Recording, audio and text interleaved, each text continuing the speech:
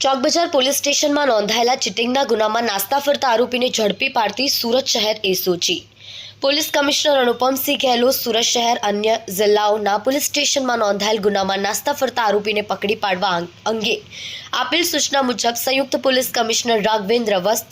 નાયબ police commissioner Rajdeepsinh Nakum એસઓજીના માર્ગદર્શન હેઠળ એસઓજી પોલીસ ઇન્સ્પેક્ટર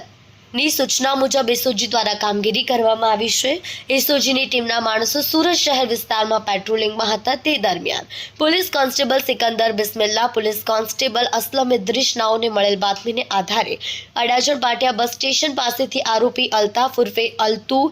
સદરુદ્દીન વેલકાણી, ઉંમર 53, રહેવાસી ફ્લેટ નંબર 404, ચોથા માળે, building number D5, Karimabad housing society, BNSL ઓફિસની સામે ઘોડદોડ રોડ, સુરતને પકડી પાડવામાં આવેલ છે।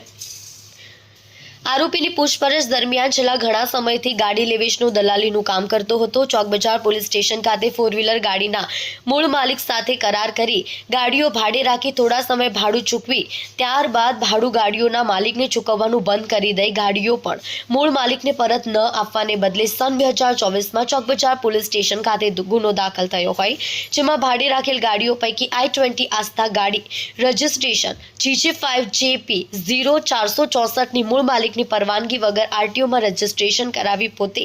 વેચી દીધેલ હોય, જે ગુનામાં પોલીસે તેને વોન્ટેડ જાહેર કર્યો હોય, જેથી ગુનાથી બચવા નાસ્તો ફરતો હોવાની હકીકત જણાવી છે।